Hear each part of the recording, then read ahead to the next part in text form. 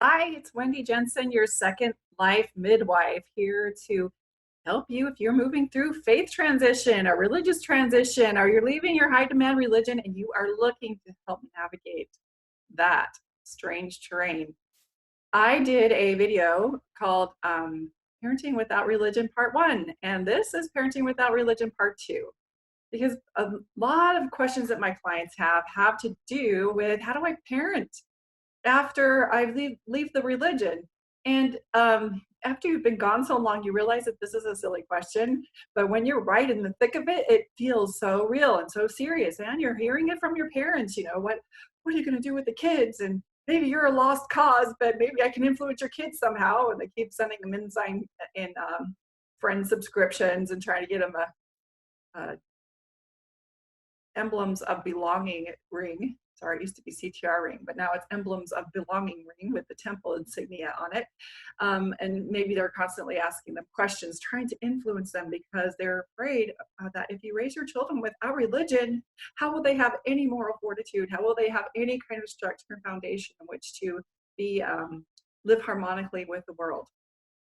So that's why I'm creating these videos. So I'm going to review really quickly part 1.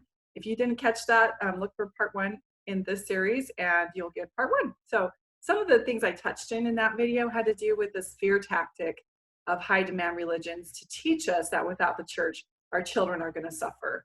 And to teach us that the truth is to make us afraid of that our children aren't going to be successful, because one of our greatest fears is that we're going to lose our family, our children are going to do things that are going to really mess up their life for forever. But the truth is that many children in the church still suffer. They suffer greatly. And without a clear sense of ethics, your children will suffer. It's our effort to teach them ethics and our effort to help them map onto our value system. That's what causes them to suffer, not the fact that they were raised in religion. In fact, many times being raised in religion causes them to be more rigid-minded, to be less compassionate towards others who do not think and act like them. And it creates all kinds of things. So raising your kids in religion is definitely not proven to be the best parental tactic in the world.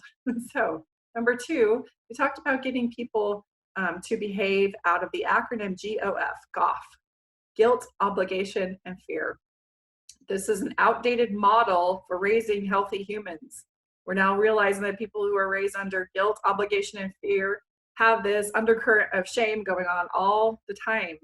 And so we're realizing that modeling and helping kids catch a vision and helping them understand the cause and effect of how their thoughts and their behaviors, the effect that they have on other people, is far more influential than this guilt, obligation, and fear paradigm.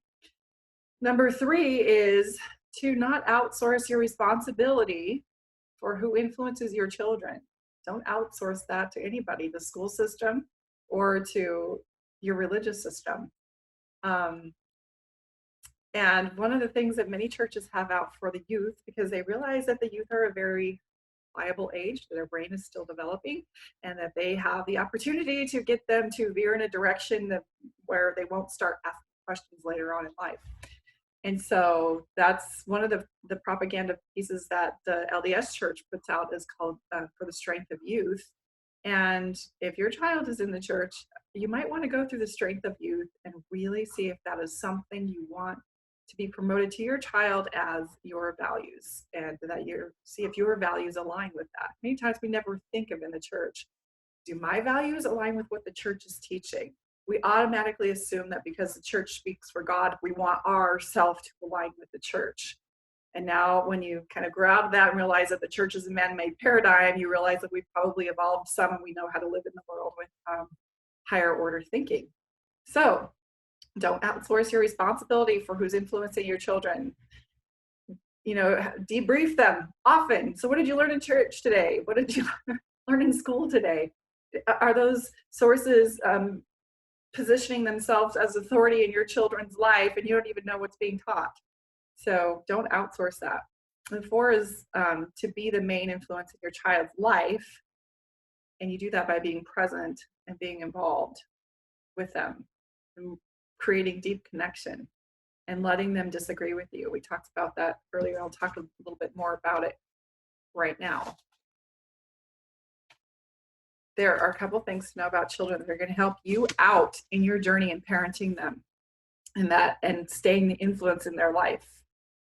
And that is when you know their basic needs. Their basic needs are to be accepted, to be approved of, to feel like they belong, to feel confident, like they can make choices for themselves, and to feel like they are good, that they count, and that what they think matters. And so if you can offer that to your children, you're going to be a main influence for them. But that's not all. We also want to create a safe structure in which to explore their world. And that's where we teach them the ethics and how to engage with other people in a way that is not over-functioning and not overbearing and not underrepresenting themselves. And so you want to help create a structure for them to operate in the world with that level of ethics. If you are providing your children these things, that being accepted, I belong, I can feel confident. If you don't provide them those things, they're going to go somewhere where they can get those things. And then you lose influence on your children. The thing is, every one of us want to gravitate to the places that offer us these things, even as adults. We love to be with people who believe in us. We love to be with people who accept us for who we are. We don't necessarily have to agree with them, but we know that in disagreement, those people don't value us less. So if you're offering these things to your family, to your children, you can assure that you will maintain this influence. It's when they don't feel they're accepted, or that you don't approve of them, or that they don't feel like they belong in the family, and that they really don't agree with what's going on. They aren't feeling confidence from you. That's when you start to lose influence. As they get older, you can maintain that influence by allowing them to differentiate. This is a big thing. That means allow them to disagree. Tell them that the way they think is just as important as the way you think. Tell them why you think the way that you do, and ask them why they think the way that they do. And don't make them wrong just because they don't think like you. This helps them have the confidence to think for themselves and to practice critical thinking skills, which is very much not present in high demand religion, who they might apply critical thinking skills in other areas of their life, but very few of them, especially if they were born into the religion, apply critical thinking skills into the religion. So if you allow them to differentiate, you're going to create a connection with them. You're going to give them confidence that they can think for themselves. They'll be safe to come to you when they've done something wrong, because they'll be like, oh, she's going to help me fix it. She's going to help me know what to do next, or she's going to give me options to know what to do next. And I'm not going to feel ashamed, and I'm not going to be embarrassed, and I'm not going to get chastised. And we're just going to be able to talk about it so that you help them navigate through those hard times.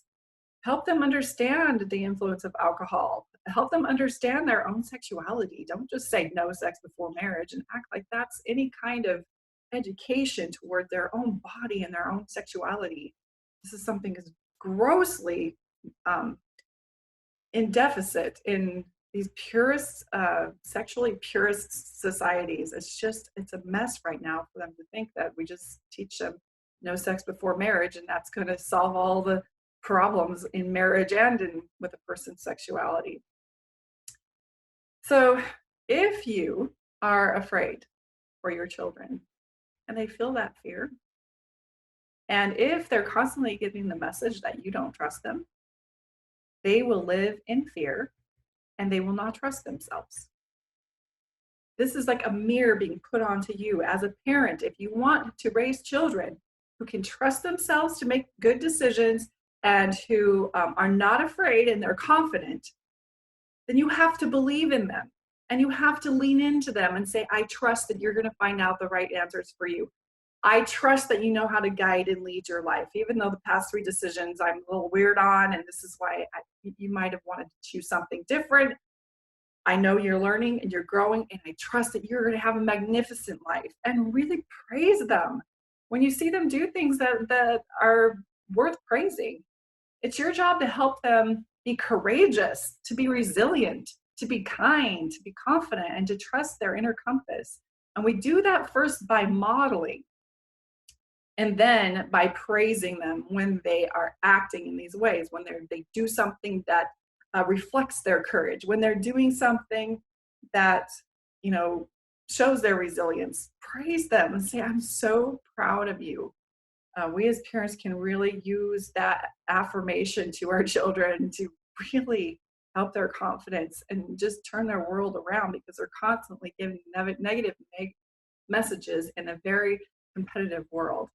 And so when they can have you have their back in a genuine way, I'm not saying to be fake with your children or to overpraise them. I'm not saying that.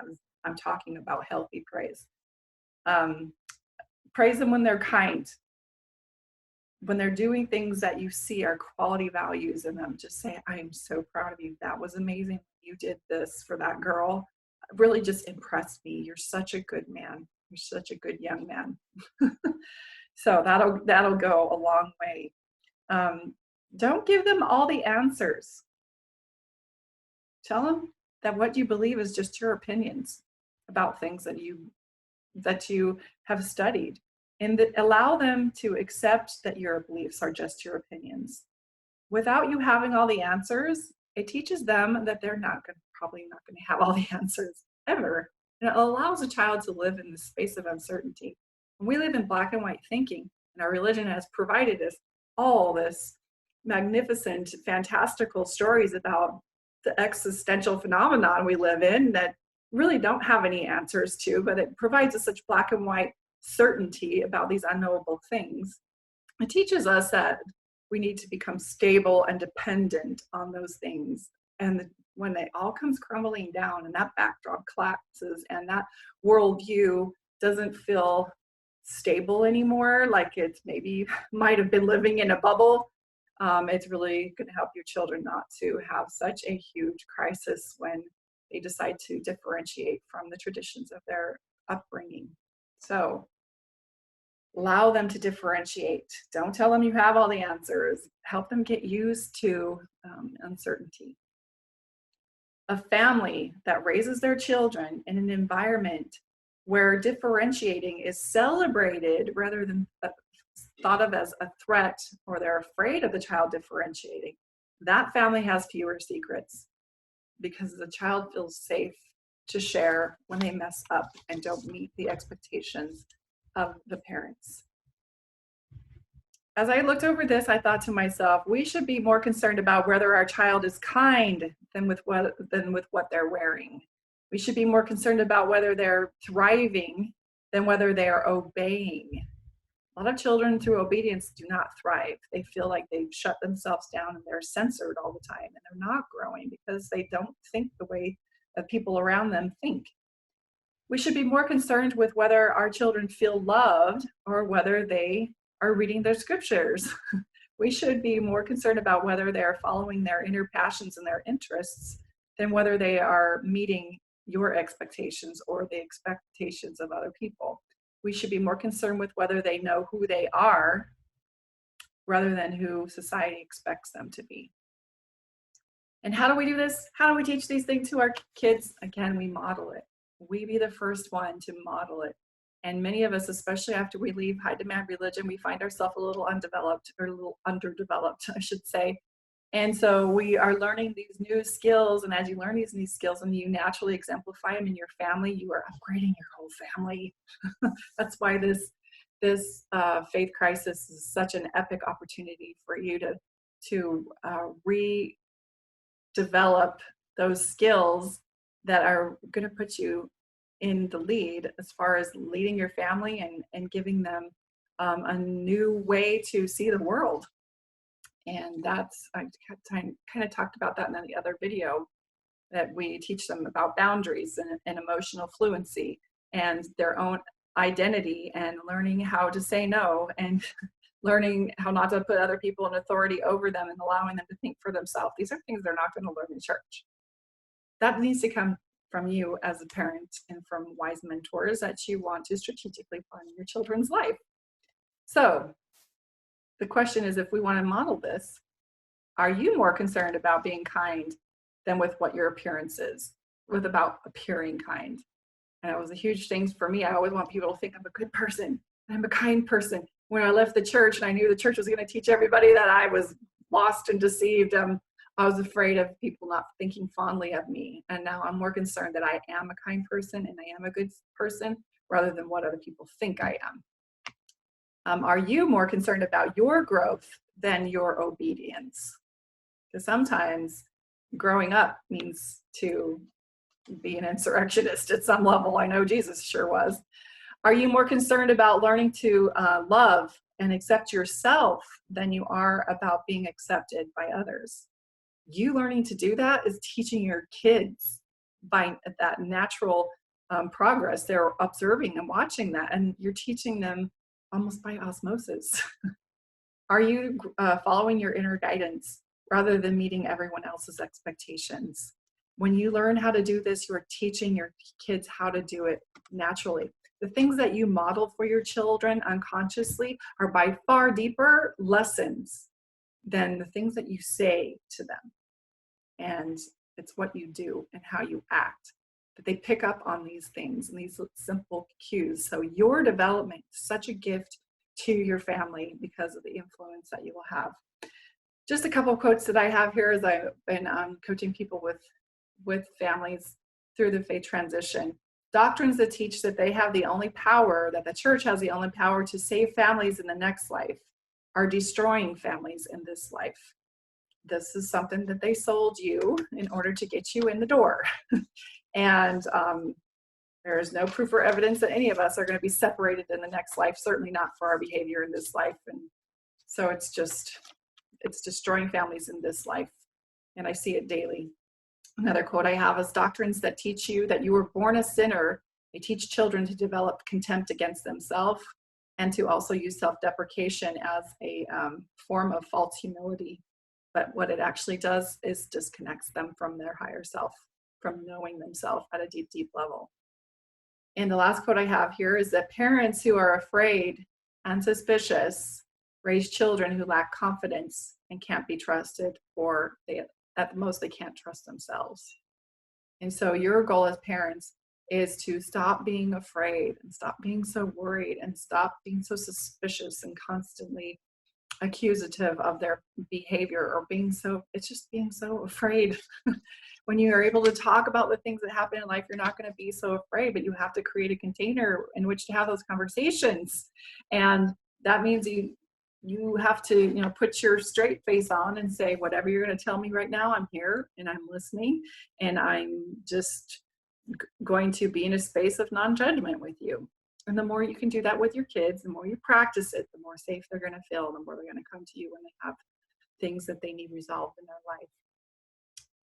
Now, to clear something up here, because I get this by LDS people a lot, people who are still active in the church, and they would like to say something like, but Wendi, what's wrong with teaching my children about the love of the Savior and about the principles of loving thy neighbor and about living a Christ-like life? What is so wrong with that? Why are you so against it? And I'm going to let you know that if that was the only thing that was being taught in the LDS church, there would be no problems at all. I don't see any problem with that at all. But that is not what they want you to believe. They want you to believe that that's what's being taught, that they're just this benevolent organization that only does good in the world. And that is not true. Once you get your feet in the door, there will be all kinds of legalities. The legalism is thick in the LDS doctrine. The sexual purity that's taught in some of these religions is really causing a lot of havoc with the rape mentality and the rape society, and not understanding women's bodies and not objectifying women. They believe that they're trying to solve that problem, but they're actually the ones feeding it. And so we have problems with the purity issues. Also the control, the bite model, where they try to control your beliefs, the information that you're allowed to receive, your thoughts and your emotions. All of that is going on in the LDS church. And you can't leave this community. This is another way to tell that it's not a healthy community. You can't leave that community with your dignity intact because you're told that you've been either lost or deceived by the devil, or that you were lazy, or some other reason other than there's a legitimate reason not to believe in Mormonism. So there's far more going on here than teaching people to be Christ-like. That is really disingenuous to say that. The LDS Church also teaches that they're the only ones that have the Holy Ghost. They're the only ones that have the priesthood power, authorized priesthood power to baptize you into the kingdom of God. They also teach you that their prophet is the prophet that's speaking for Jesus Christ, and that they're the only ones with the essential ordinances and covenants that will get you into the highest degree in heaven. So that is like the epitome of a toxic religion. And those things are definitely they're woven into the doctrines of LDS doctrine. And that's why we have temples, is because we're saving the planet, and you have to qualify, and you have to pay your tithing, and there's all these other things. It's far more complex, and we're just teaching them about Jesus and to live a Christ-like life. That's not true. And for anybody who believes outside of the LDS flavor of Christianity, you're very much taught that the LDS flavor of Christianity is superior, that any other flavor of Christianity is just inferior to what they know and what they believe because of Joseph Smith. So what I find is very few people have applied critical thinking to their religion because it seems to have solved all the answers in their world, and they've never had reason to think outside of that, which is fine. However, when you wake up out of that paradigm and you start to have this global thinking, and you realize that you might have been raised in a bubble, there's a lot of complex things that happen during that transition, especially if you are living in a densely religious area like Utah. Arizona is kind of like that too, where you lose your instant family and your instant connections. So this can be a rough time in your journey out. And if you are looking for someone to help coach you through that, that is what I do. I love to help you discover yourself and to be able to get yourself on sure footing and live a life that feels authentic for you. So I have something for everyone. Look down below, and you can get my book on Kindle, A Peculiar Transition, Healing the Trauma of Mormon Faith Crisis. You can join my Facebook group called Thriving After Mormonism. You can also schedule a session with me. There's plenty of things that you can do to help you on your journey through this. And thank you for watching my video. If you want to see more videos like this, then even click subscribe, and that's one way we can stay connected. Take care. Bye.